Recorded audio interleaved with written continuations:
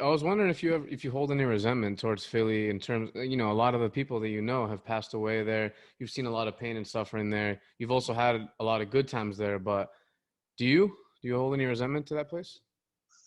Not really, man. I just painted the other day with a good friend of mine, Sear, and it was just the people in the neighborhood are just good people. They come by, they just really positive and supportive, and they share stories with you. And you know, the city still has great people. It's still a great place. Hmm. Bad things happen here, but it's not a lot of it doesn't have to do with with the city itself. It's just that people do things, man. People do things. I'm a realist, man. I don't believe in any paradise or any perfect area.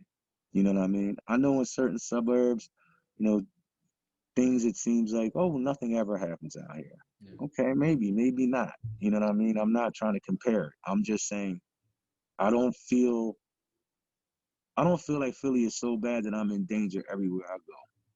I do feel like there are times and places that, you know, this might not be the right move. You know, it's 3 in the morning, this the wrong corner. I probably shouldn't be out here, right? That kind of thing. But I mean, I'm not I'm not turned off about my city, man. I still love my city. I know it's violent out here, and I know it's violent all around this country. Um, but I think that has more to do with just America's fetish with violence than it does my particular city. I feel like that happens everywhere. Chicago, New York, down Florida, Dallas, all over. Violence is not mutually exclusive to Philadelphia, man. It's sad. It is a sad part of life here, but I don't walk around in fear or anything, and I definitely don't walk around in shame. There's Hmm. still a lot of good, great people in this city who do beautiful things for each other and really do care about the future of Philadelphia. Hmm. I am actually one of them. So, I would never tell people that these people are inherently bad. Hmm. That's crazy. They're not. It's just that, we go through a lot as a large city. You know what I mean? And the optics can be very scary to people. You know what I mean? Because, you know, let's be real.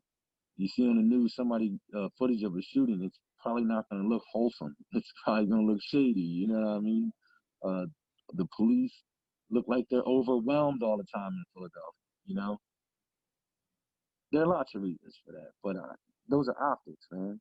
That's not necessarily how it is. I think the same of it is that in the neighborhoods where there is violence, people still have to live on a day-to-day basis every day like nothing is going on because they have to. Yeah. It shows their resilience, but it also shows that there's a failure in this city to really address the problem. You know, Nobody wants to talk about the gun lines outside on Torresdale Street. Before the store opens, there's 40 people in line buying guns and ammo. Like, listen, violence like this doesn't just happen out of nowhere. But ever since this pandemic, there's been more guns sold in Philadelphia and every one of these cities. Like just guns on top of guns, man. Like we have a fetish with violence. People don't want to admit it, and the guns are the choice of weapon. People love them. All they play with them like toys.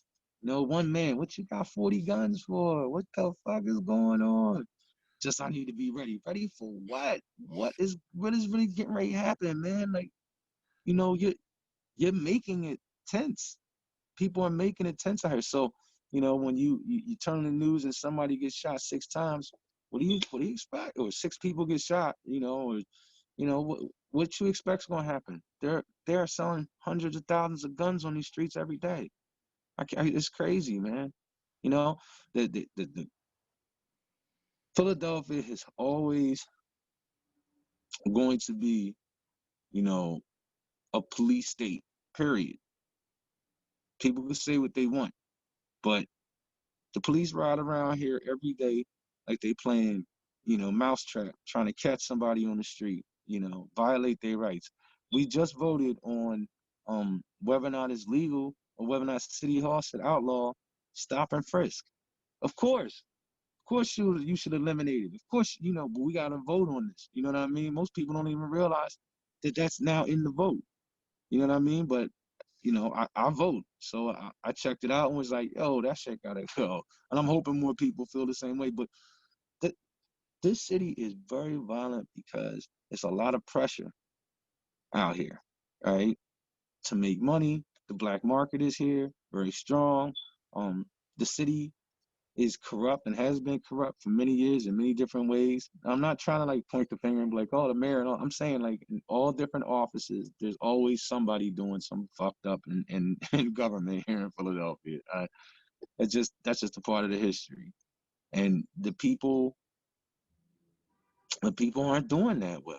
More people the people that are making money here in Philadelphia, most of them aren't from Philadelphia.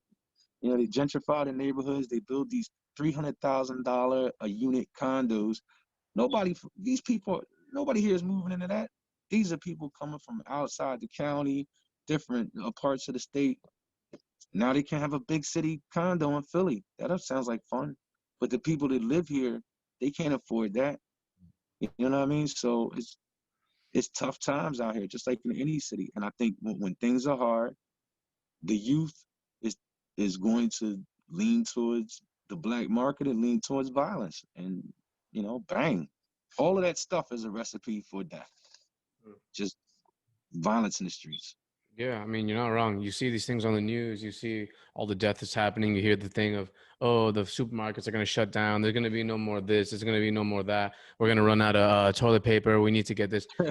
You start really thinking like, yo, I should probably get a gun. Like it's going to you start it paints a picture of, oh, it's every man for himself. It's going to be every man for himself in a number of years. So you really I feel like it's just your thought will immediately go to, I should be quote unquote, like you said, ready.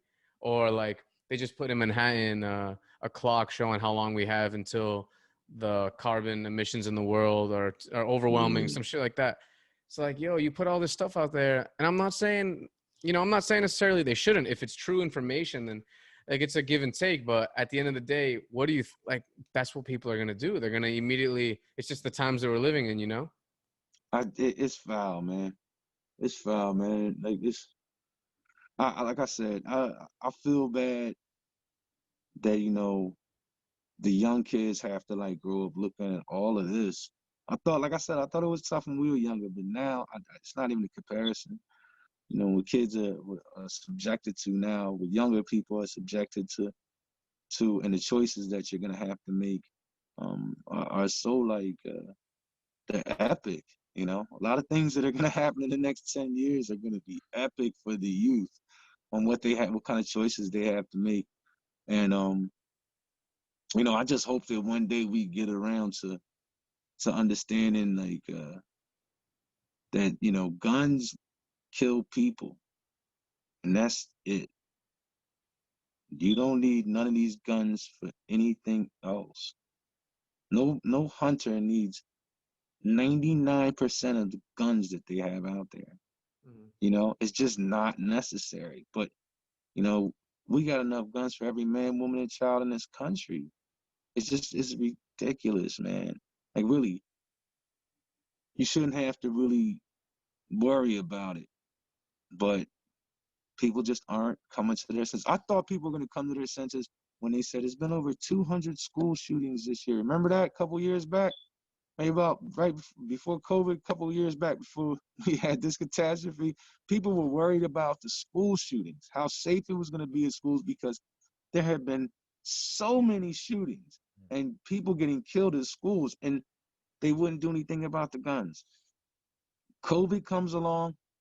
Now all of a sudden, it's murder in the streets again. And people are getting killed all across the country from gun violence because they flooded the streets with guns. And they got all these people to be scared and buy ammo and stand in line. Just insane, man. Every time we flood the street with guns, you're gonna get death. Period. And it's just not gonna end with what we have going on right now as far as leadership, as far as laws. Like it's a couple of things that gotta change. Yeah, I think it's a big part of it is also how, like you said, the media portrays it. Because if you're constantly watching the news and all you see is death, gun violence, shootings, bombings, fires, like that messes with your subconscious mind. It makes you think that the Sure. world, as soon as you step outside, is a hell, and like you got to be ready, and you know, it's crazy. Oh yeah, There's the world's burning, right? Oh my God, the world's burning. They exactly, want and you to people walk believe around with that moment. paranoia. They want you to believe that that moment is everlasting. Like this is what you have to fear. This is gonna happen. This is Yeah. gonna happen. You know, it's terrible. What this government, this you know, this government, this media, this time in our lives, you know, it's amazing. You know what's been happening here, man, and it's also to me pretty astonishing how powerful um the bully pulpit is, how powerful it is to have people's undivided attention and what you can get them to do. This is a very scary time right now, man. I'm very much worried that the youth is gonna get caught up in something they can't get out of. You Mhm. know what I mean?